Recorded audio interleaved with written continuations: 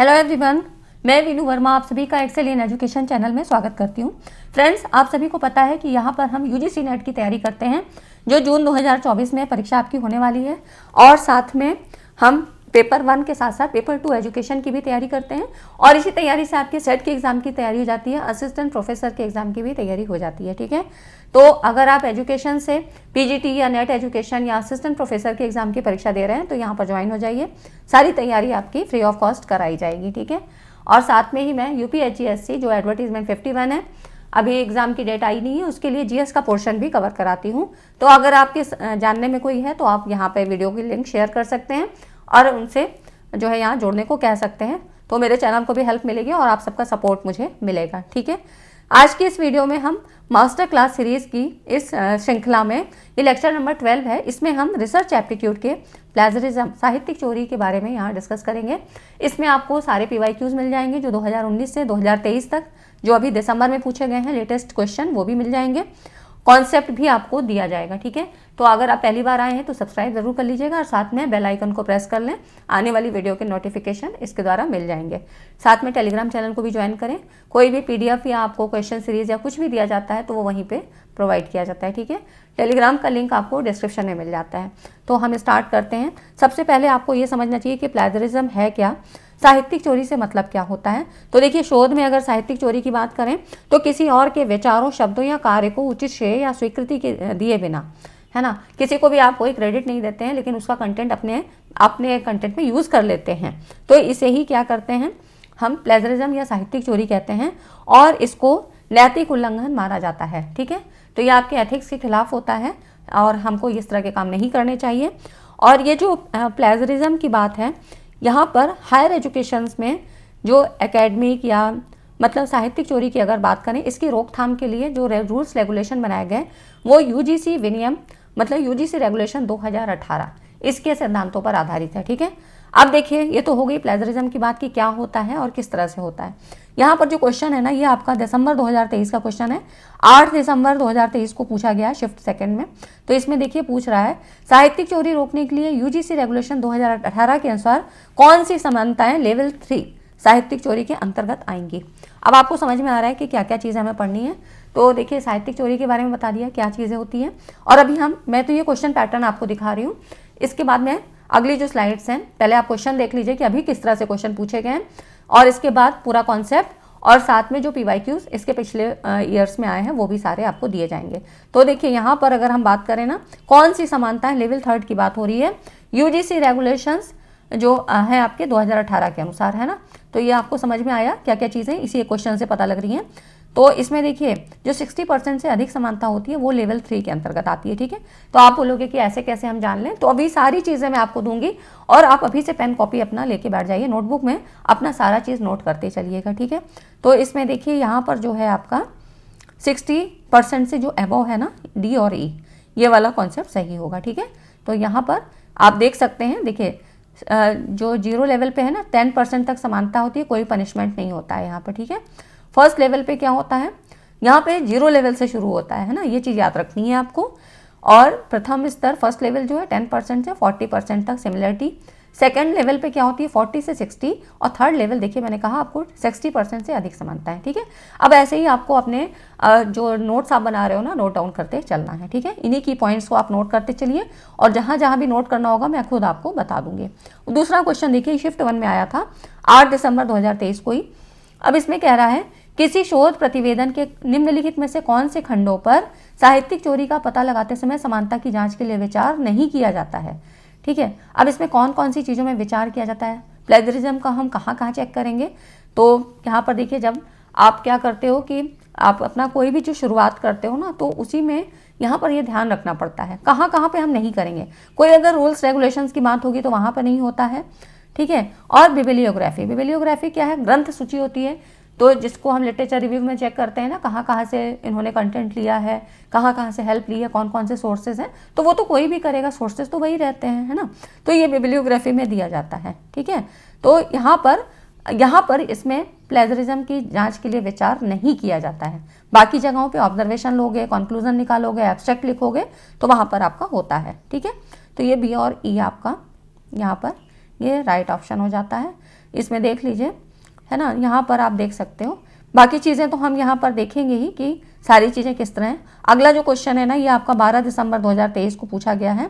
इसमें देखिए कह रहा है, साहित्यिक चोरी से संबंधित यूजीसी रेगुलेशन 2018 के अनुसार किसी फैकल्टी सदस्य को एक वार्षिक वेतन वृद्धि ना दिए जाने का दंड दिया जाएगा, है ना। वेतन वृद्धि ना दिए जाने का दंड दिया जाएगा यदि वह अनुसंधान प्रकाशन प्रस्तुत करने में निम्नलिखित में किस स्तर की साहित्यिक चोरी करता है। तो अब देखिए, किसी मतलब सदस्य को वार्षिक वेतन वृद्धि ना दिए जाने का, है ना। तो यहाँ पर देखिए ये हो जाता है आपका 0 लेवल पे क्या है, यहाँ पर 10% तक समानता, कोई दंड नहीं है, ठीक है। उसके बाद यहाँ पर देखिए प्रथम स्तर 10% से 40% तक होती है, थर्ड पे 40% से यहाँ पर, है ना। और थर्ड लेवल है 60% से अधिक समानता है। तो इसमें ये कह रहा है, संकाय सदस्य को एक वार्षिक वेतन वृद्धि ना दिए जाने का दंड दिया जाएगा वो अनुसंधान प्रकाशित प्रस्तुत करने में सेकंड लेवल की साहित्यिक चोरी करता है, ठीक है। तो यहाँ पर देखिए ये जो है ना सेकंड लेवल की, ठीक है। ये जो है ऊपर नीचे ऑप्शन हो गया, ये नीचे आएगा, ठीक है। तो यहाँ पर बी और सी का ही फर्क है, तो यहाँ पे देखिएगा सी सेकंड लेवल का, है ना। यहाँ पर देखिए प्लेजरिज्म क्या है, अन्य के द्वारा किए गए कार्य, विचार, उपाय, शैली को नकल करते हुए अपनी मौलिक कृति के रूप में प्रकाशित करना, है ना। तो यहाँ पर यही चीज़ कह रहा है। तो इस तरह से ये क्वेश्चन पूछे गए हैं। बाकी सारी चीज़ें आप यहाँ पे पढ़ सकते हो। और अब हम कॉन्सेप्ट पे चलते हैं कि किस तरह से आपको समझना है, कैसे करना है, ठीक है। ये तो हमने पैटर्न देखा कि अभी 2023 में कैसे कुछ क्वेश्चन पूछे गए हैं और ये काफ़ी डेप्थ में पूछे गए हैं, ठीक है। इससे पहले जो कुछ तरह के क्वेश्चन आए थे 2021-22 में कैसे आए थे वो भी हम आगे देखेंगे। तो पहले आप इसके कॉन्सेप्ट को समझ लीजिए। प्लेजरिज्म क्या होता है, तो साहित्यिक चोरी की अगर हम बात करें तो शोध में साहित्यिक चोरी किसी और के विचारों, शब्दों या कार्य को उसको बिना कोई क्रेडिट दिए, बिना कोई थैंक्स बोले अपने में यूज़ करना, ठीक है। इसी को ही हम क्या कहते हैं, प्लेजरिज्म कहते हैं। और गंभीर नैतिक उल्लंघन, ये एथिक्स के खिलाफ माना जाता है, ठीक है। और यहाँ पर एकेडमिक और शोध समुदाय में व्यापक रूप से इसकी निंदा की जाती है ना। तो इस तरह से ये क्या है, एथिकल वायलेशन होता है, ठीक है। And widely condemned in academic and research communities. तो साहित्यिक चोरी बौद्धिक अखंडता, शैक्षणिक ईमानदारी, ज्ञान की खोज के सिद्धांतों को कमजोर करती है ना। मतलब रिसर्च से क्या मतलब है कि आप अपने से करो, आप अपने बुद्धि विवेक से, अपने सोर्सेज का इस्तेमाल करते हुए नई से नई चीज़ों को खोज करना, है ना। लेकिन प्लेजरिज्म में क्या होता है कि आप किसी का भी नकल कर लेते हो, कोई भी कंटेंट ले लेते हो और बिना कोई क्रेडिट दिए, तो आपको ये चीज़ नहीं करनी है, ये एथिक्स के खिलाफ होता है। ये तो हो गई साहित्यिक चोरी की बात। अगर हम टाइप्स की बात करें तो देखिए टाइप्स ऑफ प्लेजरिज्म पे एक वीडियो मैंने अलग बना रखी है और ये भी आपकी एक वीडियो अलग मिल जाएगी, लेकिन इस वीडियो में सारा चीज़ मैंने दे दिया है। तो इसमें देखिए टाइप्स की बात करें, उसमें टाइप्स आपके और ज़्यादा भी बताए गए हैं, ठीक है। तो यहाँ पर देखिए ग्लोबल प्लेजरिज्म क्या होता है, passing off an entire text by someone else as your own, है ना। तो यहाँ पर ग्लोबल की अगर हम बात करें, वर्ड टू वर्ड कॉपी करना, ठीक है। हम कुछ मतलब शॉर्ट जो आपके कीवर्ड्स हैं उनके बारे में ही बात कर रहे हैं। वर्बेटिम प्लेजरिज्म क्या है, यहाँ पर है directly copying parts of someone else work. यहाँ पर वर्बेटिम का मतलब है सोर्स से कंटेंट को कॉपी करना, है ना।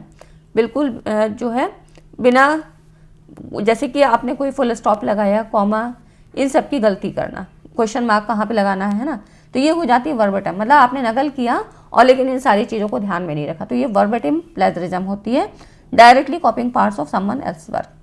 पैराफ्रेजिंग ये क्या होता है, यहाँ पर rephrasing someone else ideas to present them as yours, है ना। तो पैराफ्रेजिंग में क्या है, कंटेंट को खुद ले लेना और बिना क्रेडिट दिए, ठीक है।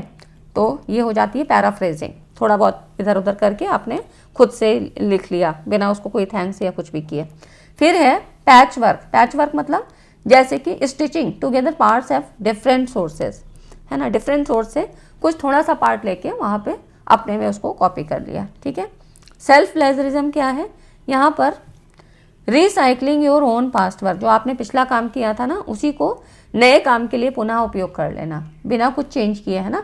जैसे कि आपने देखा है कि हम लोग भी पढ़ाते हैं यहाँ पर, तो क्या है कि पिछले बार पढ़ाया गया तो अब क्या है, अपडेटेड फॉर्म में कुछ चीज़ें आनी चाहिए ना, नए कुछ रूप में आना चाहिए। हमारा ही कंटेंट है लेकिन क्या है, नए कंटेंट नए रूप में आना चाहिए ना। तो यही हो जाती है सेल्फ प्लेजरिज्म, कि फिर से उसी चीज़ों को उठा के कर देना, है ना, ये हो जाता है, ठीक है। तो ये हो गई टाइप्स ऑफ प्लेजरिज्म, और उन वीडियोस को भी देख लीजिएगा, उसमें कुछ क्वेश्चंस भी होंगे आपके, है ना। तो यहाँ पर अब देखिए इसके लेवल्स की अगर हम बात करें तो इंग्लिश वाली स्लाइड यहाँ पर है, ठीक है, यहाँ पर इंग्लिश में है, यहाँ पर आप हिंदी में देख सकते हो। इन सब चीज़ों को आप नोट करते चलना।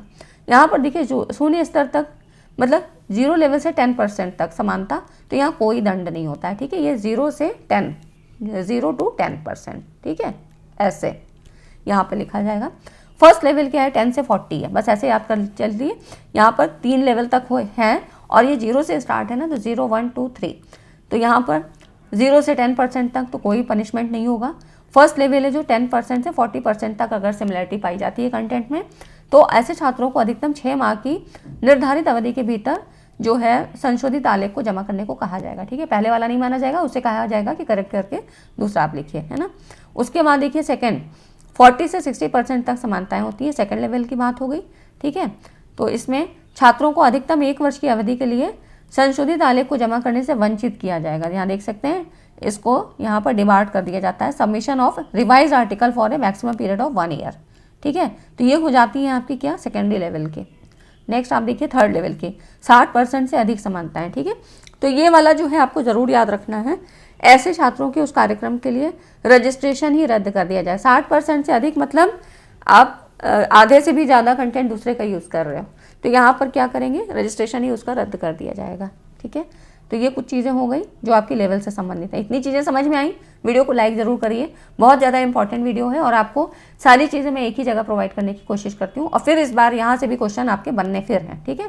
तो इस बार भी क्वेश्चन पूछे जाएंगे, तो ये आपके लिए इंपॉर्टेंट टॉपिक हो जाता है, क्योंकि इसी में एक ही जगह सारी चीज़ें आपको मैंने देने की कोशिश की है।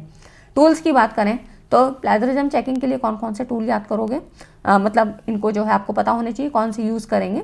तो इसमें देखिए टर्निटिन है, ग्रामरली है, कॉपीस्केप, प्लैग स्कैन, है ना, ये तो नाम से ही आपको पता लग रहा है।